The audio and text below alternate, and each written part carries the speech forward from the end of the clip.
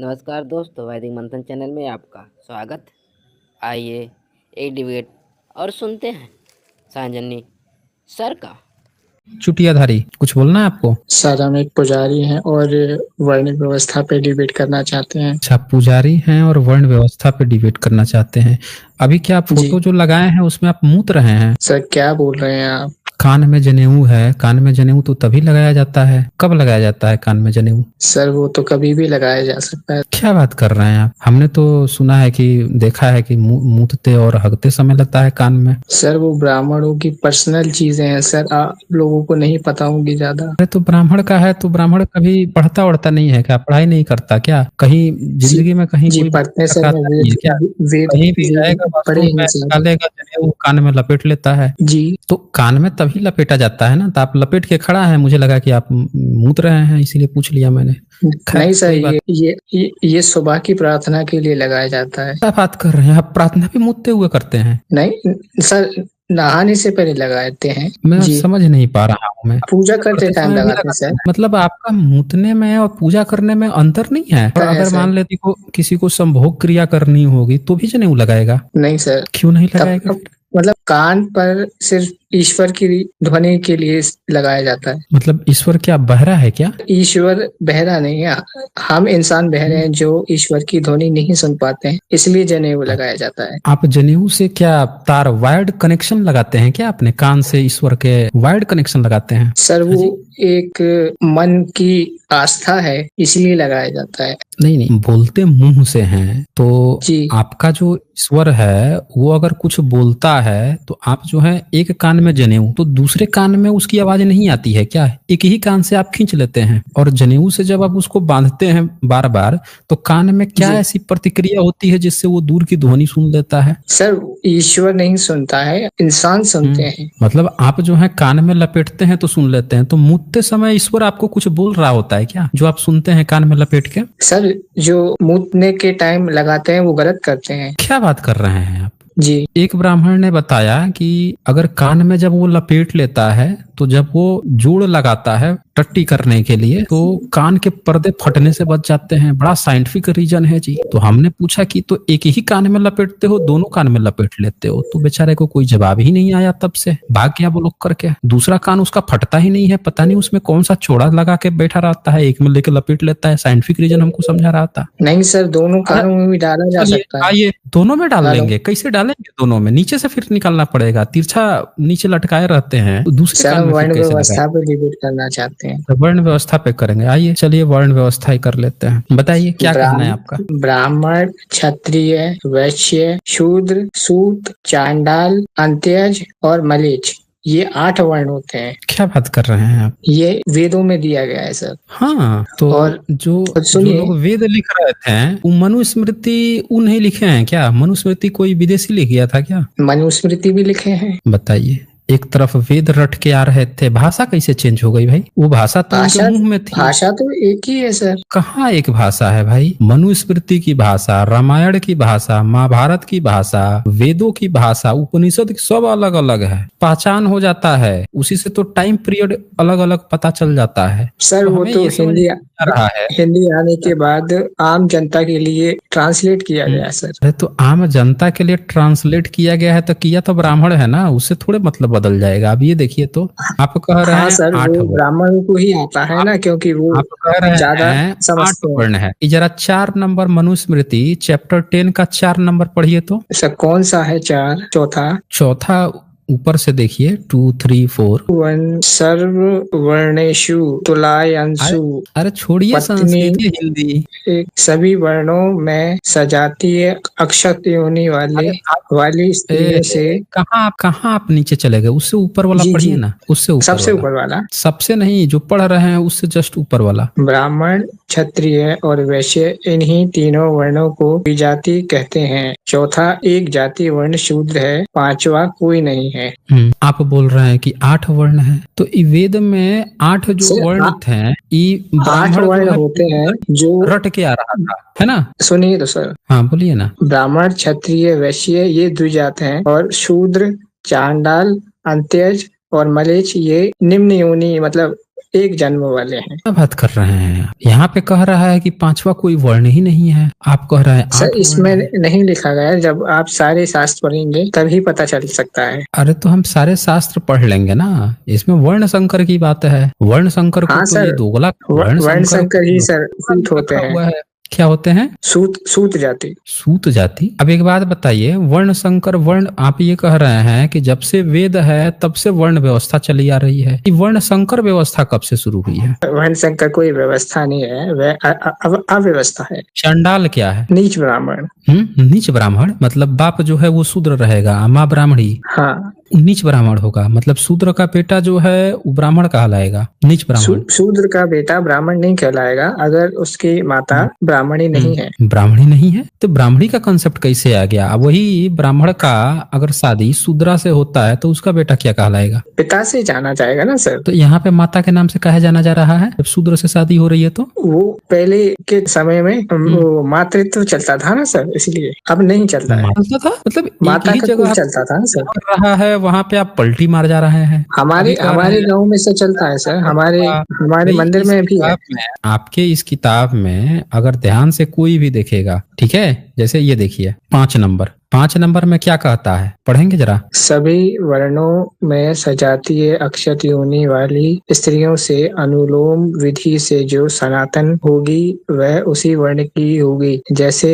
ब्राह्मण से ब्राह्मण में उत्पन्न पुत्र ब्राह्मण ही होगा एवं अन्य वर्णों में जानना। ब्राह्मण से ब्राह्मण में उत्पन्न पुत्र ब्राह्मण ही होगा, ठीक है। अच्छा, बहुत बढ़िया। अब इसमें जो है सर ये जरा गलत पढ़िए। लिखा है। गलत लिखा ना? 8 नंबर जरा पढ़िए तो कौन सा वाला? जो दिख रहा है ब्राह्मण से वैश्य कन्या में उत्पन्न पुत्र को अम्बष्ट कहते हैं और शूद्र कन्या से उत्पन्न पुत्र को निषाद कहते हैं और उसको पार्श्व भी कहते हैं। अब बताइए कि जब सृष्टि बनी सर ये थी सारी दुनिया सूत जाते हैं, हैं, शुद्ध जातियां हैं। सूत क्या बात कर रहे चांडाल हैं भाई? और अंत्य जातियां हैं सर। नहीं, चंडाल अंत्य जातियां नहीं है ना, यही तो चक्कर है। यहाँ पे क्या लिखा है? ब्राह्मण से वैश्य कन्या में उत्पन्न पुत्र को अम्बष्ट कहते हैं। अब बताइए कि वर्ण व्यवस्था है तो वर्ण संकर व्यवस्था कब से आ गई? ब्राह्मण वैश्य की कन्या से कब शादी कर लिया कि उसके पुत्र अम्बष्ट हो गए, एक नई प्रजाति जन्म ले ली? सर वर्ण कैसे हो रहा व्यवस्था है? वर्ण संकर व्यवस्था नहीं होती है, वर्ण संकर अव्यवस्था होती है, जिसे रोकने के लिए ही शास्त्र लिखे गए हैं। वर्ण अव्यवस्था नहीं होती है या कुव्यवस्था नहीं होती है। वर्ण संकर, वर्ण संकर कुव्यवस्था है। वर्ण वर्ण व्यवस्था संकर ही अव्यवस्था बोल रहे हैं। कुव्यवस्था है। तो हम वही तो बोल रहे हैं कि वर्ण व्यवस्था ही सबसे बड़ी कुव्यवस्था है। उससे घटिया निर्लज आज तक हमने कोई व्यवस्था नहीं देखी। ये कोई व्यवस्था थोड़े है, कुव्यवस्था है, कुप्रथा है। सर हर देश में कोई ना कोई वर्ण होता है। आप देखिए रूलिंग क्लास भी है और मिडिल क्लास भी है। बता दीजिए कहाँ पे होता है? दुबई में देख लीजिए, फैमिली है तो है और मिडिल क्लास भी लोग हैं, वर्कर भी हैं। ब्राह्मणों का जातिवाद मुस्लिमों से ही तो सीखा है। ब्राह्मणों ने जातिवाद करना कहाँ से सीखा? पूरा डिट्टो मुस्लिम से कॉपी किया है इन्होंने। तो क्रिश्चियन ने भी कहा व्यवस्था। क्रिश्चियन भी तो भारत, देखिए भारत में जो भी आएगा उसके अंदर जातिवाद होगा ही होगा, समझ रहे ना। ये पूरे के पूरे सारा जातिवाद जो है, अब मुस्लिम भारत में आए थे तो जो विदेश से मुस्लिम आया, मुगल, पठान और कौन था, सैयद, शेख, ये सब आज भी अपने को जाति में ऊंचा मानते हैं क्योंकि विदेशी हैं। जो विदेशी है वही अपने को ऊंचा जाति मानता है। ब्राह्मण अपने को ऊंचा जाति कैसे मानता है? कहता है हम भी विदेशी हैं इसीलिए हम ऊंची जाति हैं। कहाँ से सीखा ये कॉन्सेप्ट कि विदेशी हैं तो हम वो ऊंची जाति है? मुस्लिम से सीखा। ईश्वर पूजा पाठ करना कहाँ से सीखा? मुस्लिम से सीखा। वो अपने किताब में अल्लाह ही महान है, अल्लाह ही महान है। देखिए अपना वेद में इंद्र ही महान है, इंद्र ही महान है, खूब ऋग्वेद में लिखा है, एक चैप्टर लिखा है, हर चीज के लास्ट में इंद्र ही महान है, इंद्र ही महान है। जैसे वहाँ पे पुराण में कहीं कहीं क्या है? इंद्र महान है जी। क्या बात कर रहे हैं भाई? इंद्र जब इतना महान है, गौतम ऋषि की पत्नी अहिल्या के साथ क्या किया था फिर, अगर महान है तो? वो सर उस टाइम की बातें हैं सर, आप नहीं समझ सकेंगे। इस टाइम की बातें हैं तो महान कब हुआ? उसके बाद या उसके पहले? सतयुग। अहिल्या का उद्धार राम ने कब किया? बोलिए। उद्धार मैं जानता नहीं उस बारे में। नहीं जानते। उद्धार का कहने का मतलब जब उनको श्राप मिल गया था अहिल्या को, तो राम आके उसको वो सही कर दिए, फिर से औरत बना दिए। सर कौन सी रामायण में बोल रहे हैं आप? वाल्मीकि रामायण में लिखा है, अध्यात्म सर रामायण में लिखा है, सर वो हर गलत रामायण में लिखा गलत लिखी गई है है। सर, वो मिलावटी है। अच्छा, मिलावट किसने मिलावट कर दिया है? अच्छा, आपके किताब में मिलावट कौन करता है? सर ये मुगल और अंग्रेज। अच्छा, मुगल और अंग्रेज कैसे मिलावट कैसे किए थे? आप तो मुंह में लेके आ रहे थे ना,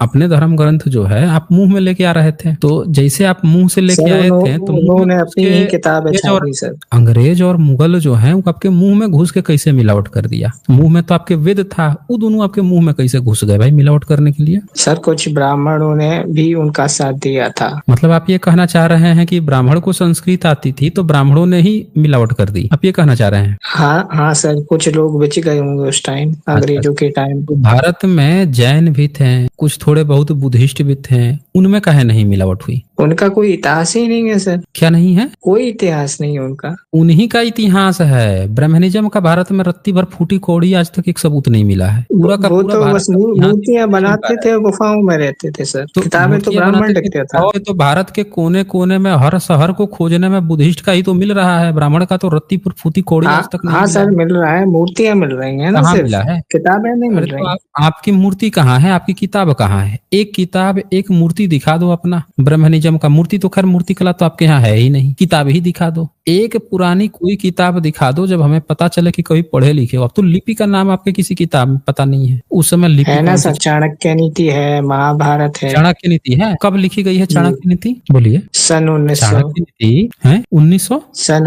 1900 सर मैं में, भूल रहा हूँ, 1905 में। 1920 या 20 के आसपास। हाँ, सर उससे 1920, पहले तो खोज की गई ना, तो सर 1905। 2000 साल पहले पुराना था हमारा। अच्छा, तो आपका जो है चाणक्य जो है सीधे 22,2300 साल पहले था और उसकी किताब हाँ सीधे लिखी गई 1922 में, है ना? हाँ सर, अच्छा, बहुत बढ़िया जी। तो आपका ये सारा वो ज्ञान इतिहास जो हो गया था सर, है बाद में खो गया। कितना आपका ये जो टाइम पीरियड था मुंह में लेके रखने का, ये सीधे अंग्रेजों के समय में ही काहे डिलीवरी सीधे हो रहा था? अगर क्योंकि सर आपका हम कोई पर भी अत्याचार हुआ, हम लोग कभी शासन में नहीं आ पाए, लेकिन आप इसीलिए मुंह में दबा के किताबें रखे नहीं हुए चल थे, पाई। मुंह में आप चाणक्य नीति दबा के रखे थे। फिर आया अंग्रेज, सर्जरी कर दिया, सर्जरी करके भीतर से निकाला आपके मुंह में से चाणक्य नीति। सर मंदिरों ने ही बचा के रखे शास्त्र। अच्छा, मंदिर आप बना रहे थे? कौन से किताब में आपने मंदिर बनाने की चर्चा की है? सर किताबों में लिखना जरूरी थोड़ी ना है सर, क्या जरूरी है? किताबों में शास्त्र लिखना जरूरी है, मंदिरों में बैठकर ही तो लिखे गए हैं ना सर। तो एक सबूत दिखा दीजिए ना कि आपके किताब में कौन से मंदिर की बात है और कौन से आपका पुराना लिखा हुआ है।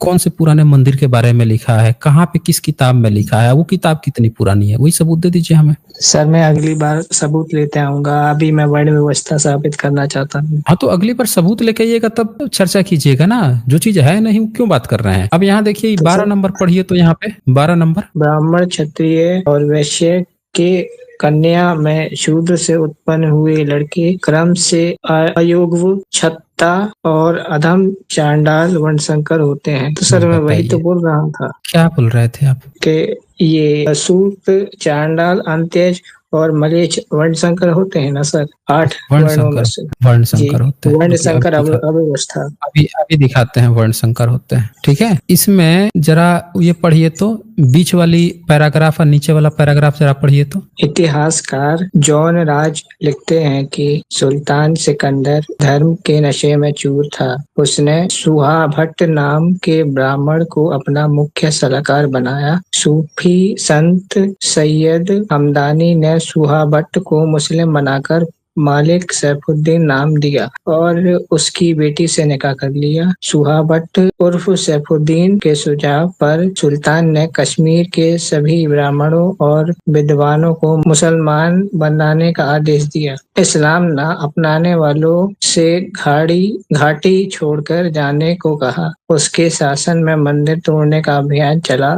सोने चांदी की मूर्तियां शाही टकसाल में गलाकर सिक्कों में बदल दी गई। हाँ तो सर अत्याचार तो हुए ही है ना कश्मीर में, अभी भी हो रहे हैं। तो ये काम तो ब्राह्मण ने शुरू किया ना। ये काम जो है एक मुस्लिम जो है उसका सलाहकार बनता है सुहा भट्ट ब्राह्मण। फिर अपनी बेटी का ब्याह एक मुस्लिम से करता है, उससे सैयद हमदानी से, सूफी से अपनी बेटी विवाह दिया। फिर ये ब्राह्मण जो है ऐलान करवाता है अपने राजा से कि जितने भी ब्राह्मण और विद्वान हैं सबको मुसलमान बनवाया जाए, और जो भी इस्लाम न अपनाने वालों से घाटी छोड़कर जाने को कहा गया, या तो फिर घाटी छोड़ दो, नहीं तो सब यहाँ जो भी रहेगा सब मुस्लिम बनेगा। फिर उसके बाद से मंदिर तोड़वा रहा है आपका सुहा भट्ट ब्राह्मण। आप कान में जनेऊ लगा के घूम रहे हैं और आपका ब्राह्मण इतिहास में सबको मुस्लिम बनवा रहा था, मंदिर तोड़वा रहा था, जितनी मंदिर मूर्तियां थी सबको गलवा के सिक्का पिघला रहा था, और आप कह रहे हैं मंदिर में बैठ के आप किताब लिखते थे। आपके ब्राह्मणों ने इस देश में क्या किया है, क्या दिया है इस देश को? यही सब तो दिया है। बैठ के आप जो है अकबर के दरबार में मुजरा कौन गाता था, बोलिए, याद है? अकबर के दरबार में एक मुजरा भी कोई गाता था। कोमा में चले गए क्या आप? देखिए गए ये कोमा में, अब आवाज ही नहीं आएगी, अब नहीं आएगी। एक उदाहरण देख लिए, दूसरा जो है देख लिए कि मुजरा गाने की बात है, अब आवाज ही नहीं आएगी। चले, बहुत समय दिया आपको, फिर देखिए भाग खड़े हुए। अभी मैंने बोला कि अभी समय दिया, तब तो भाग भी खड़े हुए। लीजिए, तो देख लीजिए साथियों, ये है इनकी कहानी। जब तक इनसे बात करते रहिए, फालतू बातें जब तक करते रहेंगे, असल मुद्दे पर बात आई कि इन लोगों ने इस देश को क्या दिया है, तो भाग खड़े हुए। दुश्मन जमाना एक बहुत समय से डिबेट करने के लिए बोल रहे हैं। हाँ जी, दुश्मन जमाना, बताएं क्या कहना चाहते हैं? हाँ जी, जय स्वामी नारायण। अच्छा, स्वामी नारायण, ये कौन है? अरे स्वामी नारायण को नहीं जानते? मतलब क्या है? मतलब कहीं अमेरिका प्रेसिडेंट है यूएस के, या भारत के कोई मंत्री संतरी हैं, क्या है मतलब वो? अरे भगवान विष्णु। भगवान विष्णु? अच्छा, भगवान विष्णु हैं, उनके अवतार हैं वो जी। अच्छा अरे जी। वही नारायण के जी। कौन सी सदी में अवतार लिए थे? कौन अवतार लिया था? आप ही ना बोल रहे हैं कि उनके अवतार हैं, तो कौन सी सदी में अवतार लिए थे स्वामी नारायण? स्वामी नारायण मतलब वही विष्णु नारायण जिसे कहते हैं, आप समझ नहीं रहे क्या?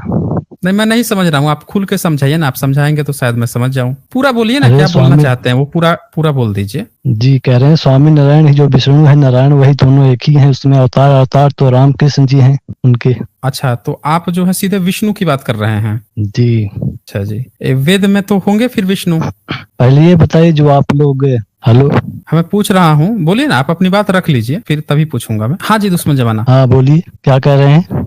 बोल रहा हूँ कि आपका जो वेद है, आपका सबसे पुराना धर्म ग्रंथ कौन सा है? जी यही वेद है। वेद है, तो उसमें तो फिर विष्णु होंगे। वेद वालों को तो विष्णु का पता होगा। जी, उसमें विष्णु और इंद्र सबका, अग्नि सबका जिक्र आया है। अच्छा, ऋग्वेद जो है उसमें सबसे प्रमुख देवता कौन है ऋग्वेद का? उसमें तो जैसे इंद्र का ही ज्यादा चर्चा है ऋग्वेद में। ऋग्वेद में इंद्र की चर्चा है। अच्छा जी, तो ऋग्वेद वालों को विष्णु नहीं पता थे क्या? नहीं, शुरुआत में जैसे प्रकृति के हिसाब से होती है ना, जब वैदिक धर्म जब प्रचारित हुआ तो उसमें प्रकृति के हिसाब से लोगों ने पहले बाहरी चीजों का अनुसरण किया, उसके हिसाब से समय बदलते के साथ और देवता भी प्रतिष्ठित हुए धर्म में। मतलब जब वेद बना तब स्वामी नारायण विष्णु नहीं होते थे, बाद में विष्णु बन गए। अरे स्वामी नारायण के पीछे आप क्यों पड़े? स्वामी नारायण तो स्वयं विष्णु नारायण दोनों एक जिनके आदेश पर सृष्टि चल रही है। अरे तो हम वही तो पूछ रहा हूँ कि पहले वेद बना ना, वेद बनने के बाद से इंद्र की पूजा वूजा होने लगी, तब फिर विष्णु का जन्म हुआ होगा, आप यही कह रहे हैं ना? अच्छा, तो वेद कब जन्म लिया था? वेद की उत्पत्ति कब हुई है? जैसा हमारे इतिहास के हिसाब से और दर्शन पुराणों के हिसाब से 1500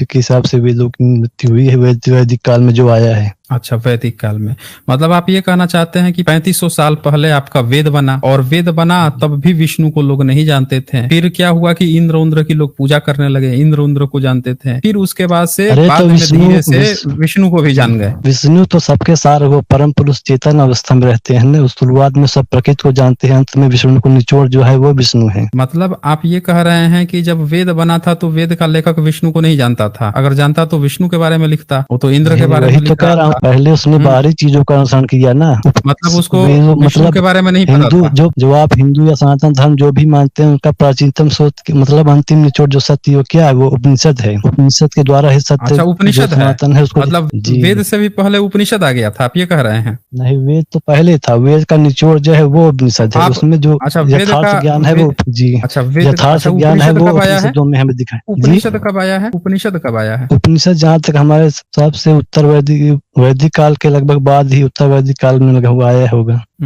अच्छा, ये आता कैसे था वेद और उपनिषद? ये ऋषियों के जो जो मनन चिंतन जो एकांत में बैठकर जो जंगल में करते थे घोर अपने आत्म योग द्वारा, जो उनमें जो लगभग समय 1-2 साल समय मतलब समय भी लेते थे, उसके हिसाब से जो उनके अंदर ज्ञान की जो ज्योति होती थी उसके हिसाब से फिर वो समझते थे कि क्या सत्य है क्या असत्य है, उस हिसाब से भी फिर भी उपनिषदों की सत्य रचना करते थे। अच्छा, मतलब आप ये कहना चाह रहे हैं कि जो ऋषि मुनि थे वो बैठे रहते थे जंगल वंगल में, ज्ञान उपासना कुछ करते थे और अचानक से कुछ वेद का या उपनिषद का श्लोक टपक जाता था या कुछ श्लोक रच देते थे, आप ये कह रहे हैं? वही तो मैं कह रहा हूँ। जब आपके जो ऋषि थे, मतलब आपके जो ऋषि थे उन्होंने कुछ भी देखा सुना नहीं था, बस उन्होंने जो रच दिया, उन्होंने जो बोल दिया उसको अपने वेद और उपनिषद मान लिया, और उसमें जो उन्होंने गपोड़ दिया उसको अपने अपना देवी देवता मान लिया, आप यही कह रहे हैं ना? नहीं, गपोड़ कहाँ दिया, गपोड़ा थोड़ी। तो गपोड़े तो कैसे पता चला भाई? आप ये बताइए, 3400 साल पहले जिसको एक अपनी मड़ई टाटी बनाने नहीं आती थी, जिसको एक वॉशरूम बनाने नहीं आता था, जिसको अपने लिए एक लोटा बनाने नहीं आता था, जिसको हगने मुतने के लिए जंगल में जाना है, कहाँ टट्टी करना है, एक टट्टी खाना नहीं बना पाया था, जो अपने लिए खाना पीना के लिए कुछ चीज नहीं बना पाया था, जो बर्तन नहीं बना पाया था, वो व्यक्ति जो है बैठ के कुछ श्लोक गपोड़ रहा था, और आप जो श्लोक गपोड़ा क्या है उसको हकीकत मान लिए हैं कि जैसे जैसे वो बोला है वो सब सही है, आप यही कह रहे हैं ना? तो जब मनुष्य की सभ्यता जब प्रारंभ होती है तो शुरू से थोड़ी ना डेवलप हो जाएगी, उस समय के साथ मनुष्य की जो सभ्यता शुरू हुई वो 3500 साल पहले से शुरू हुई, जब वेद लिखा गया, उससे पहले सभ्यता नहीं थी। नहीं, वैसे तो मनुष्य का जो उसकी पुरानी जो सभ्यता लगभग बहुत पुरानी है, 10,000 या 8 लाख साल पहले की है, बताई जाती है। तब कोई तो बताई जाती है, तब वेद का जरूरत नहीं था, उपनिषद की जरूरत नहीं थी। अरे तो जब शुरू में मनुष्य आ गया था, पूरी दुनिया में पाया जा रहा था, लेकिन उसको जो है वेद उपनिषद की नहीं जरूरत थी। सिर्फ भारत के एक क्षेत्र में कुछ व्यक्ति जो हैं ये अब गाना गा रहे हैं कि हमारे यहाँ वेद था, उसकी जरूरत थी इंसान को। भाई इजिप्ट में वेद और उपनिषद पाए गए, इजिप्ट में भगवान जो विष्णु है, जो आपके स्वामी नारायण है, आपके जो हैं, उन सबको चिंता नहीं थी कि इजिप्ट का, मेसोपोटामिया, उन लोगों को वेद उपनिषद पढ़ाना है, अमेरिकन को वेद उपनिषद पढ़ाना है, यूरोपियन को पढ़ाना है, उसकी चिंता नहीं थी उन लोगों के। वो सारा खोज खाज के भारत में ही पहुंचा दिए, यहीं के लोगों को ने कुछ कपोड़ देगा। अच्छा, ये उतरता कैसे था? मतलब जैसे कहीं लिखता उखता था या डेली श्लोक एक बोल देता था, ये कैसे उतारते थे सब ये वेद और उपनिषद? ये आध्यात्मिक मनन से, घोर चिंतन से पैदा होता था, ऐसे नहीं थोड़ी ना कि आपकी तरह पढ़ के गलत अर्थ लोगों को बता दिए। अच्छा, मतलब आप ये कहना चाह रहे हैं कि अगर आप बैठेंगे मन में और सोचेंगे कि हम आध्यात्मिक व्यक्ति हैं, और आप अपने मन से कुछ ख्याली पुलाव पकाएंगे और उस ख्याली पुलाव को उगल देंगे, तो वो आपका आध्यात्मिक ज्ञान हो जाएगा, और वो सोचेंगे कि वो सही हो गया, जो आपने बोल दिया, जो कल्पना कर ली वो सही हो गया, या आपकी आने वाली जनरेशन मान लेगी कि इन्होंने जो कह दिया है वही सही है, ऐसे ही हुआ होगा। कोई वेरीफाई किया था, जाके देखा था कि जो वेद में लिखा है, जो व्यक्ति बोल रहा है, ये ऐसी ऐसी चीजें हुई होंगी, किसी ने देखा था? नहीं, सभ्यता तो उसके पहले भी थी। अच्छा, इंद्र आपका स्वामी नारायण जो है वेद में करता क्या था, जरा ये बताइए तो मुझे। देखिए, जहाँ तक जो आप ईश्वर की जो बात करते हैं कि ईश्वर जैसे आप लोग बात करते हैं कि ईश्वर सामने से प्रकट होंगे, सबको दर्शन देंगे, भौतिक रूप में हमें दिखाई। कौन लुटेरा था? लूटपाट करता था? कौन लूटपाट करता था? भैया आपका जो देवता है, जो ऋग्वेद का जो देवता है, लुटेरा होगा ना, लूटपाट करता होगा। आप इंद्र की बात कर रहे हैं क्या? अरे तो देवताओं का राजा वही तो है, वही तो आपका एक्चुअल देवता है। आपने तो स्वामी नारायण तो आपने बाद में पैदा कर लिया ना, जब आपने अपना एक फर्जी वैदिक काला स्थापित किया, फर्जी एक उपनिषद काला स्थापित किया, उसके बाद से आपने क्या किया कि बौद्धों के बोधिसत्वों को अपना देवी देवता माना, और फिर उनसे पुराना ठहराने के लिए अपना फर्जी वैदिक और उपनिषद काल कपूड़ लिया। तो पुराना स्वामी नारायण से पुराना इंद्र हुआ ना। अगर इंद्र से पुराना स्वामी नारायण होता तो सबसे पहले वेद जो है स्वामी नारायण की बात करता। पहले तय कर लीजिए पुराना कौन है, इंद्र है या स्वामी नारायण है। अगर वैदिक धर्म पुराना नहीं होता तो जो आप लोग जो बौद्ध धर्म को बहुत प्रिय मानते हैं, तो बुद्ध ने जो ब्राह्मणों को विरोध किया था उस समय, तो क्या झूठ कर रहे थे? जो अगर उस समय था इसीलिए तो विरोध किया। आपको यहीं पे आज ही की डेट में आपको 5 लाख रुपए प्रोवाइड करवा दूंगा, पूरे अपने टीम से प्रोवाइड करवाऊंगा आपको। केवल आप एक सबूत दे दीजिए कि बुद्ध ने ब्राह्मणों का विरोध कहाँ किया था, कौन से ब्राह्मणों का विरोध किया था, खाली एक सिंगल सबूत दे दीजिए। उनके जो 5 जो पहले उसके जो बौद्ध धर्म जो सारनाथ जो प्रथम उद्देश्य 5 लोग दिए थे, वो ब्राह्मण जो थे। अच्छा, वो ब्राह्मण थे? वो 5 ब्राह्मण थे। कुछ लोगों का नाम मुझे याद आ, लेकिन क्लियर नहीं, इसमें कुछ आनंद थे या करके थे। कौन बताया है? वैसे ही व्हाट्सएप यूनिवर्सिटी की खबर कौन दिया है कि वो ब्राह्मण थे? व्हाट्सएप यूनिवर्सिटी ने ये सब इतिहास में मैंने पढ़ा है, जो इस कौन किताबों में कौन लिखे हैं, उसे पढ़ाया है? पढ़ा। जरा जरा बताइए ना, मुझे रेफरेंस के साथ बताइए ना, ये कौन गपोड़ा है कि वो पांचों ब्राह्मण थे? रेफरेंस नहीं, इतिहास की जितनी भी बुक पढ़ेंगे वो सब में वैदिक काल सबका अलग अलग पार्ट बटा है, टाइम काल है जो आप सबका एक इतिहास। बताइए ना, एक सबूत दीजिए ना कि कौन कौन ही गपोड़ा है कि उनके पांचों जो शिष्य थे वो ब्राह्मण थे। अच्छा बताइए, अगर ब्राह्मण नहीं होते तो ब्राह्मण की अपनी बेइज्जती करवाते, उसमें लिखा कि बुद्ध ने ब्राह्मणों का विरोध किया। यही तो पूछ रहा हूँ ना कि बता तो दे, हमें सबूत तो देते ना कि बुद्ध ने ब्राह्मणों का जैसा आप विरोध लोग किया, वो कहाँ जैसे पे आप लिखा हुआ लोग है? सबूत दीजिए ना मुझे। नहीं मैं आपने बता रहा हूँ यहाँ जैसा। पे सुनिए सिंह चंदर, सुनिए ध्यान से। आपने यहाँ पे क्लेम किया कि बुद्ध जो है, बुद्ध से पुराना वैदिक काल है, बुद्ध ने ब्राह्मण का विरोध किया। ये बताइए कि बुद्ध जो है ब्राह्मण का काहे विरोध करेंगे, इंसान का काहे विरोध करेंगे? ये देखिए भाग गया ये व्यक्ति। ये देखिए सबूत की बात आई तो ये सिंह चंदर जो है भाग खड़े हुए ये व्यक्ति। भाई ये आप जो हैं ये भाग ही गए ये है भाई। आपके लिए यहाँ पे ओपन अभी भी मैंने ओपन कर रखा है, आप आ जाइए यहाँ पे, जुड़ के अपनी बात रखिए, भागिए मत भाई। मैं आपको बताता हूँ ना, वो पांचों के पांचों जो हैं बुद्ध के अपने खानदान और उनके ममेरे भाई सब थे, उनके साथ खेलने वाले लोग थे। वैन सॉन्ग प्रमाण देके गया है, नोट्स में लिख के गया है। आप पता नहीं व्हाट्सएप यूनिवर्सिटी से कहां कहां से पढ़ के आते हैं। आपके वेद में लूटपाट की बात की गई है, लुटेरा है वो इंद्र जिसकी आप बात कर रहे हैं। आप बोल रहे हैं स्वामी नारायण है,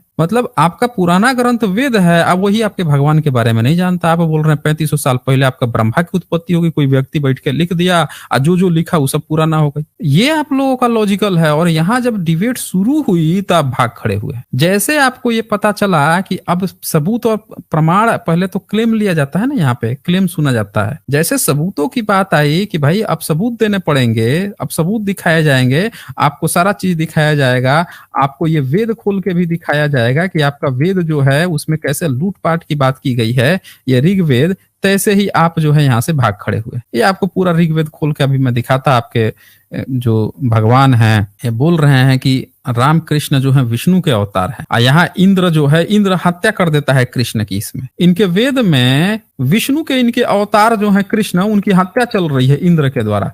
ये देख लीजिए, ये 96वां सूक्त है, 8वां मंडल है। और ये यहाँ पे आके कहानी बता रहे थे, जैसे उसकी बात आई भाग खड़े हुए। यहाँ पे लूटता है मार के, और उनके जितने भी जो गैया वगैरह हैं सबको लूट देता है। फिर ब्राह्मण उनसे क्या कहता है, ये लूट का जो माल है ना हमें बांट दो। ये है ना, कहता है ये जितने भी लूट के माल हैं, ये देखिए यहाँ पे 97वां सूक्त का पहला मंत्र, हे इंद्र तू असुरों से जीत कर लाए गए धन से अस्तुताओं का पोषण करे तथा आवाहित करने वालों की वृद्धि करे।